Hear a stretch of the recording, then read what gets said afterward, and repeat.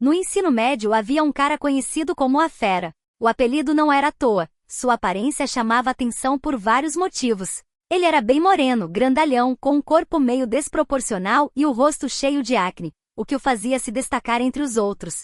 Naquela época eu achava que o apelido vinha só da aparência, mas corriam boatos entre os garotos da classe que o motivo real tinha a ver com seus atributos masculinos.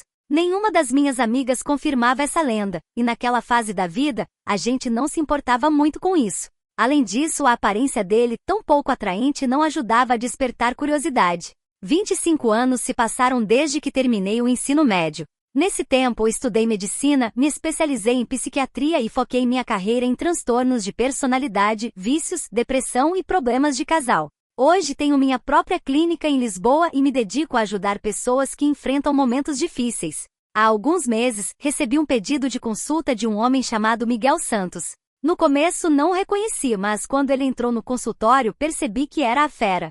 Foi um reencontro inesperado. Conversamos um pouco sobre os velhos tempos, e ele quis saber da minha vida. Contei que estou feliz no casamento com 3 filhos e um marido muito trabalhador. Infelizmente a história dele não era tão boa. Miguel me contou que sua vida foi bem complicada. Ele se casou e por um tempo, o casamento foi ótimo. Mas a morte do pai e a falência dos negócios da família o jogaram numa crise financeira. Procurou emprego, mas não encontrou nada e a esposa, uma executiva de sucesso num banco, começou a menosprezá-lo. Eles nunca tiveram filhos, já que ela priorizava a superação pessoal. Tudo isso levou a um divórcio inevitável. Miguel caiu numa depressão profunda. Sem emprego fixo e sem recursos, se afundou no álcool e sobreviveu fazendo alguns trabalhos no mercado imobiliário. Um amigo dele sugeriu que buscasse ajuda profissional, e foi assim que ele chegou até mim. O caso dele não era grave, mas precisava de apoio. Dei palavras de incentivo, garantindo que, com esforço e determinação, ele poderia dar a volta por cima.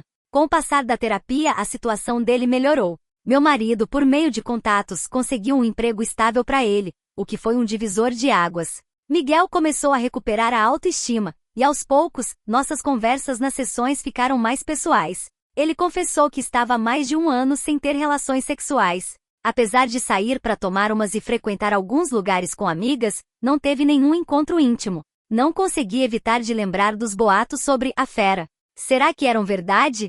Embora ele ainda tivesse uma aparência rústica, moreno, alto, com cabelo cacheado e um físico robusto, já não me parecia tão desleixado como na adolescência. Na verdade, ele se conservava bem, apesar das marcas do tempo. A ideia de confirmar aqueles rumores começou a rondar minha cabeça, algo que em 13 anos de casamento, nunca tinha me passado pela mente. No último fim de semana meu marido viajou para uma convenção, e fiquei com tempo livre. Miguel tinha uma consulta na sexta-feira ao meio-dia, e depois da sessão, decidimos almoçar juntos. Durante a conversa perguntei mais sobre a vida pessoal dele. Notando o tom da minha pergunta, ele sorriu e disse: "Não tenho nada há um tempo, mas tô que não aguento mais." Sorri, mas na minha cabeça, várias ideias começaram a surgir. Depois do almoço, ele se ofereceu para me levar de volta ao consultório, mas, no impulso, sugeri conhecer o apartamento dele, que ficava ali perto, no bairro do Bairro Alto. Chegando lá, nos sentamos na sala e continuamos conversando enquanto tomávamos um vinho e umas doses de conhaque. Com o clima leve e descontraído, me senti à vontade para perguntar diretamente se os boatos da escola eram verdade. Ele deu um sorriso e confirmou que sim. "Quer comprovar?" perguntou, com um olhar cúmplice. Minha curiosidade venceu, e apesar de ficar surpresa com a ousadia dele, assenti. Miguel se levantou, foi até o quarto e voltou com uma câmera descartável. Quando vi a câmera, fiquei espantada e disse que não queria fotos, mas ele riu e disse que era para mim, que eu podia tirar as que quisesse. A situação foi ficando mais intensa. Nos aproximamos e, embora eu sentisse um pouco de nervosismo no começo, a curiosidade e a tentação de fazer algo totalmente diferente tomaram conta. O que aconteceu depois foi algo que eu nunca tinha vivido. Apesar das dúvidas iniciais, me entreguei à atração pela lenda viva que era a Fera. Depois daquele dia, voltei para minha rotina, mas sabia que algo tinha mudado em mim. O que vivi com Miguel foi algo que nunca imaginei, e embora tenha me deixado com um misto de emoções, não posso negar que por um momento, fui capturada pelo mistério que o cercava.